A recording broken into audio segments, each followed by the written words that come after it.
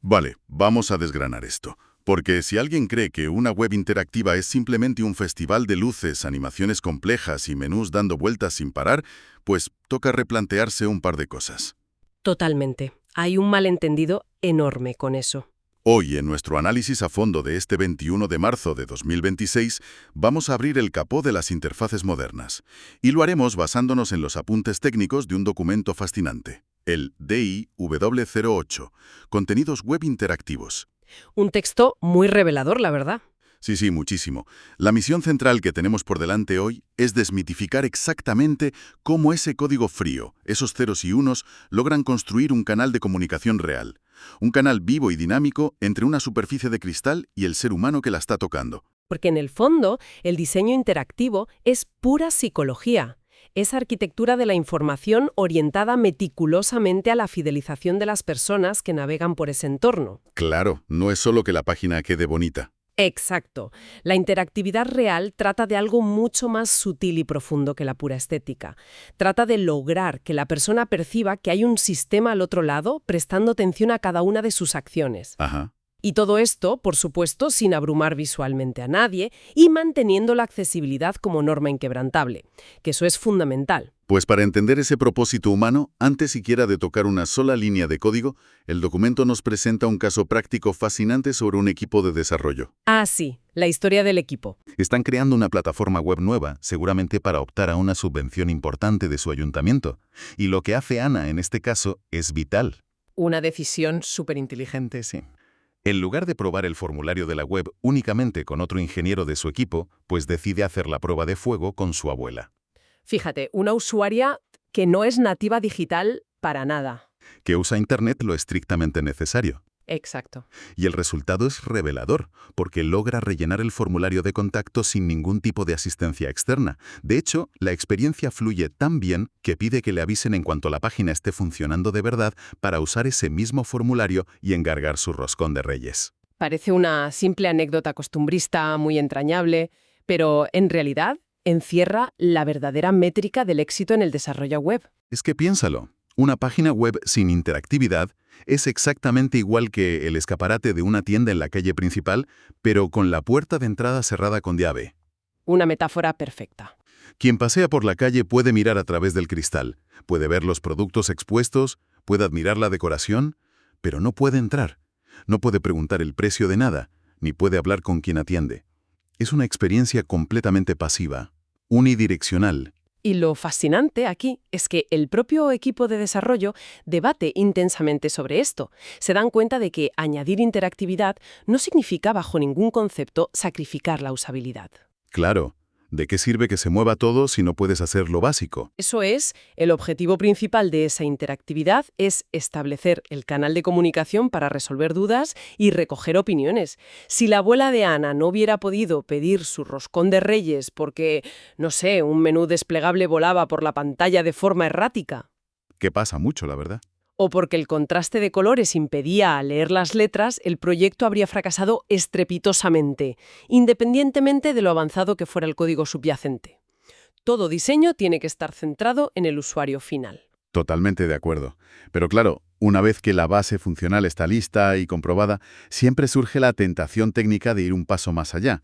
Juan, uno de los desarrolladores del equipo, propone que la página reaccione de forma evidente al pasar el ratón por encima de ciertas zonas. Y ahí entramos de lleno en los bloques de construcción, que es la segunda parte de todo esto. Eso es. Porque cuando observamos los controles estándar, a ver, las áreas de texto, los botones de opción o las típicas casillas de verificación de cualquier formulario, el verdadero interés no está en su función básica, que ya es de sobra conocida. Claro, todo el mundo sabe marcar una casilla. Exacto. El interés real está en cómo el código expone los diferentes estados de estos elementos para que podamos interactuar con ellos dinámicamente. Justo. La interactividad a nivel técnico se define simplemente por el hecho de que un elemento cambia de estado como respuesta a una acción externa. Y esto engloba desde un formulario complejo hasta los elementos estructurales más primarios. De hecho, hay un detalle técnico en el texto que me rompió un poco los esquemas habituales. ¿Ah, sí? ¿Cuál? Pues que, según la definición estricta de lo que constituye un elemento interactivo, resulta que incluso un simple enlace de texto el clásico elemento ancla de HTML que lleva cimentando la web desde los años 90, entra en esta categoría. Ya, es que la gente no suele pensar en los enlaces como interactivos. Exacto. A simple vista parece solo texto con un subrayado. No tiene botones, no tiene zonas para rellenar datos. ¿Por qué se considera interactivo? Ahí está el truco de los estados visuales invisibles.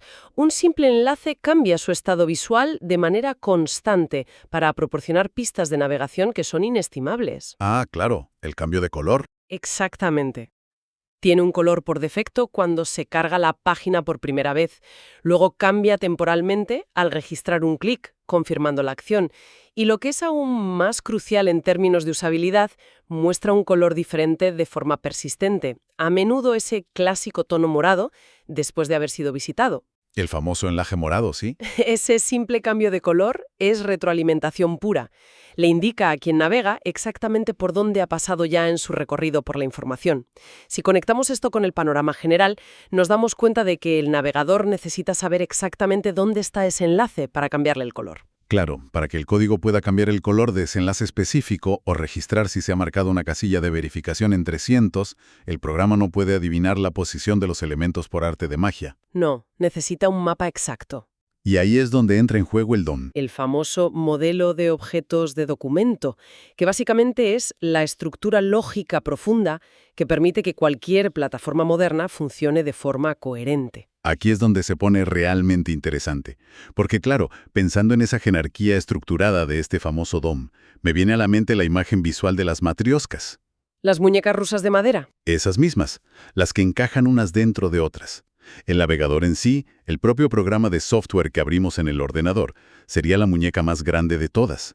La cáscara exterior, lo que el código llama el objeto browser. Me gusta la analogía, ¿sí? Y si abrimos esa gran muñeca principal, dentro encontramos otra un poco más pequeña, perfectamente encajada, que sería la ventana concreta en la que estamos navegando, el objeto window. Siguiendo esa misma línea descendente, al abrir la muñeca de la ventana, dentro reside el documento completo, la página HTML que el servidor nos ha enviado, el objeto document. Exacto. Y si continuamos abriendo muñecas dentro de ese documento general, pues encontramos finalmente los elementos más granulares que lo componen. La caja de texto, el botón de envío, el enlace del pie de página, todo está ahí dentro. Y para que el código no se vuelva loco buscando una muñeca diminuta entre cientos de elementos idénticos dispersos por la página, cada elemento necesita una identificación clara. Un DNI, digamos. Justo. Se les asigna una etiqueta con su nombre, un identificador exclusivo, o ID, o si hay varios similares, se agrupan en vectores. De esta manera, cuando una instrucción de código dicta una orden, sabe exactamente a qué muñeca con nombre propio dirigirse. Y la localiza al instante, sin tener que procesar toda la página entera. Qué maravilla de eficiencia, la verdad. Y lo verdaderamente potente de este modelo jerárquico es cómo logra traducir un lenguaje de marcado plano a un ecosistema orgánico. ¿A qué te refieres exactamente con orgánico? Pues a que los atributos estáticos que un desarrollador teclea en una simple etiqueta HTML se convierten, dentro de este modelo de muñecas rusas, en propiedades vivas de un objeto. Ah, vale, entiendo. Esto abre las puertas de par en par al DHTML, o HTML dinámico, que por cierto no es un lenguaje de programación nuevo, sino la combinación orquestada de varias tecnologías trabajando al unísono. Es decir, la convergencia del esqueleto estático y el diseño. Justamente, el HTML aporta la base estructural, las hojas de estilo CSS aportan la presentación y el diseño visual, luego lenguajes de cliente como JavaScript aportan la lógica de comportamiento, y el DOM es el tablero de juego que permite que todas estas capas interactúen. Ya veo.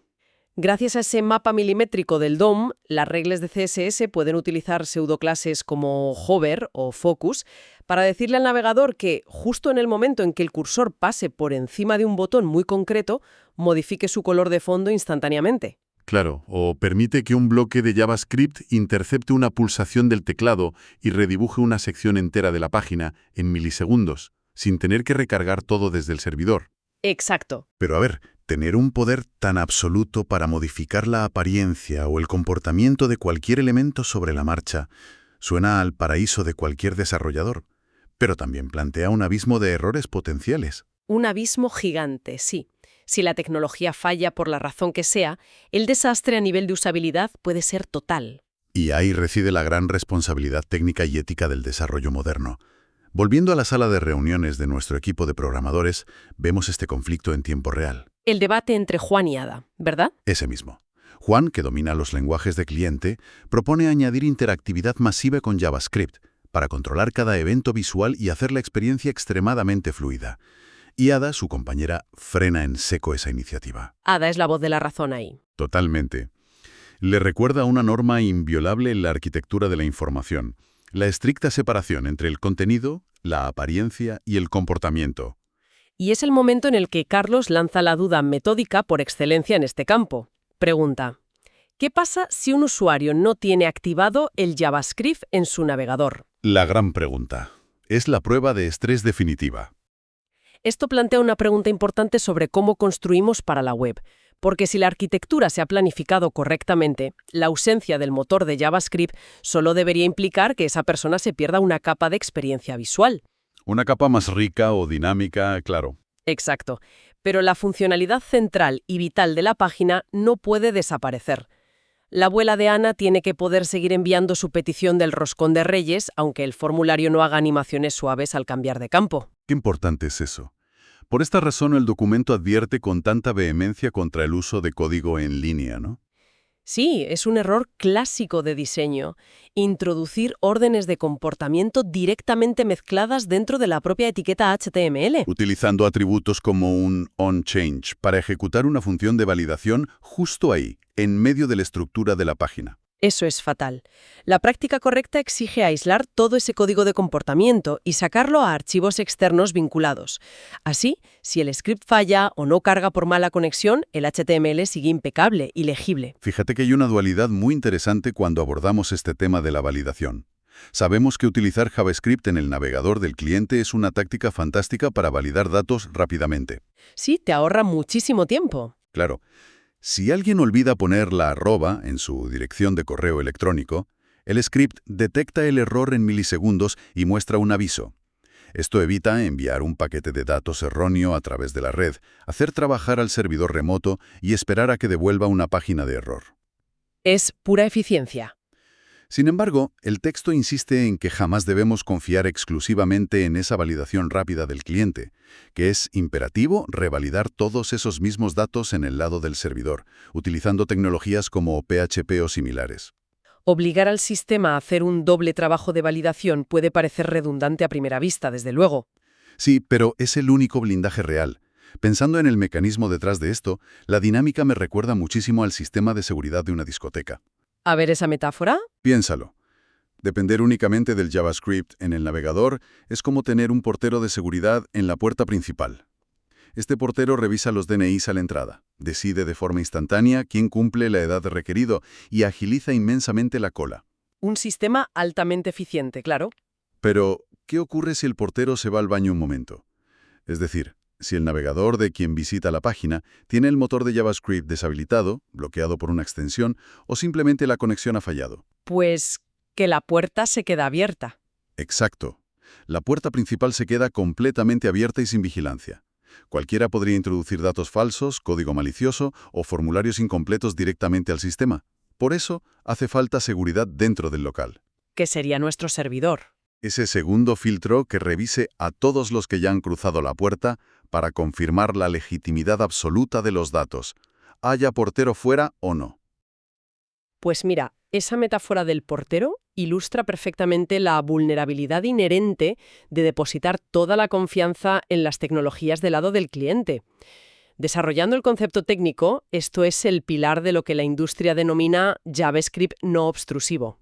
Que va muy de la mano con la mejora progresiva, ¿verdad?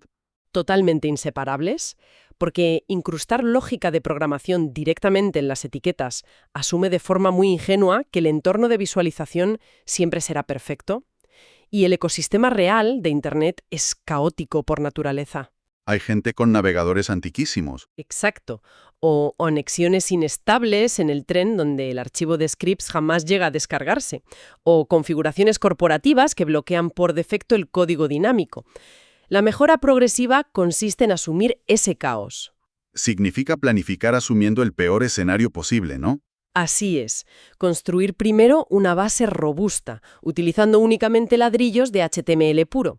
Si hay un apagón de tecnología, la estructura sigue en pie y las puertas se empujan manualmente. Luego le aplicas la pintura con CSS. Y el toque final con JavaScript. Como un sistema de domótica avanzada, si la domótica sufre un cortocircuito, la puerta sigue conservando su cerradura manual tradicional. Ahora bien, hasta ahora hemos aplicado toda esta lógica a elementos relativamente sencillos, texto, hipervínculos, campos de formulario. Pero las webs modernas son extremadamente voraces a nivel audiovisual. Consumen muchísimos recursos pesados. Hablamos de animaciones interactivas usando etiquetas Object y Embed, audio, vídeo en alta definición. Entonces, ¿qué significa todo esto para la accesibilidad? Pues que estos componentes de gran calibre se ven sometidos a reglas igual de rigurosas. Hay dos directrices inquebrantables según el texto. La primera es la optimización del rendimiento técnico, comprimir al máximo sin perder calidad. Porque la lentitud crónica es el mayor repelente para la navegación. Exacto. Pero la segunda regla es la que entra de lleno en el núcleo ético, la obligatoriedad absoluta de proporcionar alternativas textuales. Una regla innegociable. Si pones un vídeo explicativo sin sonido descriptivo, el estándar exige proveer un texto alternativo, una descripción de la acción visual. Esto es empatía pura. Pensar en quienes usan lectores de pantalla porque tienen discapacidad visual. Sin ese texto, el vídeo no es más que un vacío de información. No son simples extras decorativos para quedar bien. Son requerimientos básicos. Cimientos. Es humanidad estructurada y aplicada a los sistemas de información. Quien planifica tiene la obligación de abandonar su propia zona de confort sensorial. Esa síntesis recoge maravillosamente la esencia de nuestro documento de hoy, el DUE8. En resumen, la verdadera interactividad es un delicado equilibrio entre tecnología y humanidad. Entre el mapa milimétrico del DOM y el CSS, y la abuela de Ana pidiendo su roscón. Es el arte de separar el contenido, lo que decimos, la apariencia, cómo se ve, y el comportamiento, cómo reacciona. Todo para que la web funcione para cualquier persona en cualquier situación. Un seguro de vida para preservar la información a largo plazo. Y precisamente la rotundidad de este concepto arquitectónico me deja con una reflexión final que quiero dejar orbitando en la mente de quienes nos escuchan hoy. A ver. Si el diseño web dicta de forma tan implacable que el comportamiento y la apariencia deben estar totalmente separados del contenido puro de HTML para ser accesibles, ¿significa esto que la estructura invisible de las webs actuales ya está secretamente preparada para el futuro?